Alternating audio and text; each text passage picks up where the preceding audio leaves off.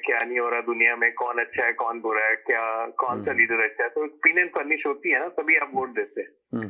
तो अब अपनी ओपिनियन रखते हैं, उसकी पूरी तरह रिस्पेक्ट है, और मैं अपनी ओपिनियन रखता हूँ। जी, मैं सुनना चाहूंगा कि आपकी क्या ओपिनियन है उनके बारे में। मैं ये कह रहा हूँ कि पाकिस्तान की हिस्ट्री में तखार चौधरी, आसिफ सईद खोसा, साकिब निसार, अताउल्लाह बंदयाल, उन सबका इसके साथ जिक्र नहीं करेंगे तो ज्यादती होगी, क्योंकि उन सब के बारे में जो हिस्ट्री बाद में लिखी गई, मौलवी मुश्ताक के बारे में भी, वो बाद में उनसे कहा गया कि ये लोग अच्छे चीफ जस्टिस या अच्छे जज नहीं थे, कहा गया ना।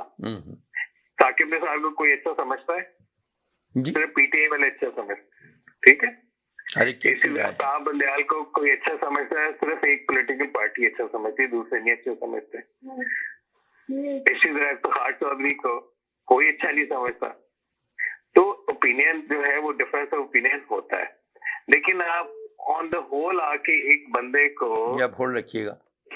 जी जी जी जी, आप जारी रखिए बात। कुछ चीजों की बिना पे आप टोटली उसको जो है वो डिस्ग्रेस कर दें कि नहीं ये तो पाकिस्तान के ऊपर, उसने पाकिस्तान के ऊपर एहसान भी बड़े किए हैं। ये जो चीफ जस्टिस गुजरा है और इसके ऊपर जो गुजरी है वो किसी चीफ जस्टिस के ऊपर नहीं गुजरी।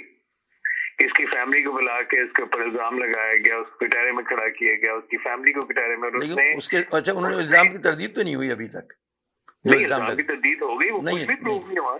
नहीं प्रूफ तो उन्होंने दिया नहीं, उन्होंने कहा मैं दूंगा नहीं। अच्छा, मैं अब उसके मुकाबले चलिए जस्टिस मुज़ाहिर अली नकवी, जस्टिस एजाजुल एहसन, उनके ऊपर क्या क्या इल्जाम थे?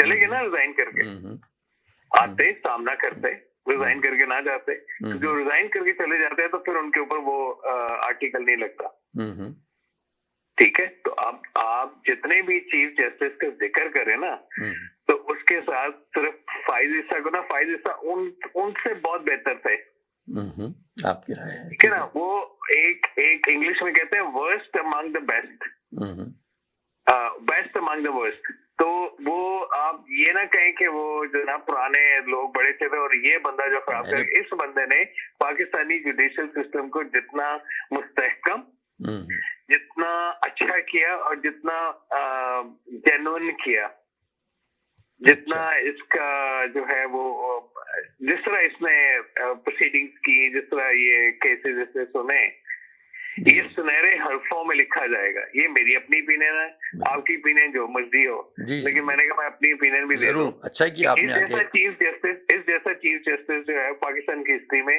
और आगे आइंदा आने वाले दिनों में चाहिए। और ये मंसूर अली शाह का आज आपने देख लिया जो उसने एक चीफ जस्टिस के बारे में जो अल्फाज यूज किए हैं उसने, जी उन्होंने लेटर लिखा है। ये होती है बायस्ड ओपिनियन, ये होती है एक दुश्मनी निकालने वाली। ये ग्रेसफुल बंदा कभी ऐसे नहीं करेगा जो आज उन्होंने किया। वो जज हैं सुप्रीम कोर्ट के, लेकिन जो उन्होंने आज कर दिया, एक जो ग्रेसफुल बंदा ना वो कभी ऐसा नहीं करेगा। उन्होंने तो जवाब दिया है, सिर्फ जो उनके साथ हो, नहीं जवाब नहीं दिया। अगर आप गौर से पढ़ें उस खत में उन्होंने सिर्फ जवाब दिए वो जो उनके साथ हुआ, और जो उन्होंने जो पॉइंट आउट की जिस चीजें जो चीजें पॉइंट आउट की है, नहीं जो चीजें हुआ क्या, कौन सी जाती है? चले नहीं जाती नहीं, जो पॉइंट आउट किए ना उन चीजों पे जरा गौर कीजिए कि गलत है या सही है, ये बात है। बाकी तो उनका तो एक तवील पूरा उन्होंने तवील खत लिखा और पॉइंट बड़े दे के बड़े वैलिड पॉइंट जो वो है, वैलिड पॉइंट नहीं, वो बेशर्मी वाले पॉइंट। चलिए ठीक है, ये हमारी आपकी ओपिनियन में इख्तिलाफ राय तो हो सकता है ना, मेरी आपकी ओपिनियन में, ठीक है आप कह रहे हैं बड़े वैलिड पॉइंट है। हमारे एक और कॉलर में उनको लेता हूं। मैं नहीं कह रहा वैलिड पॉइंट। जी चलिए, ये जी आप ऑन एयर हैं। हेलो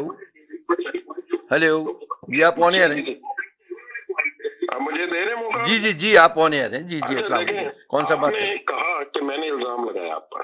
जी तो देखिए, इल्जाम की कैफियत ये होती है कि मैंने आपको कहा आप ईमानदार है, आपने कहा ये इल्जाम है। देखिए, इल्जाम तब होता है कि आप ईमानदार ना होते और मैं कहता नहीं आप ईमानदार, ये इल्जाम होता है।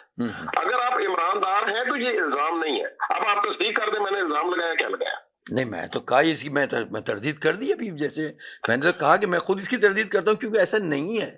मेरी तो अपनी बस, अब ईमानदार नहीं है आप। अब देखिए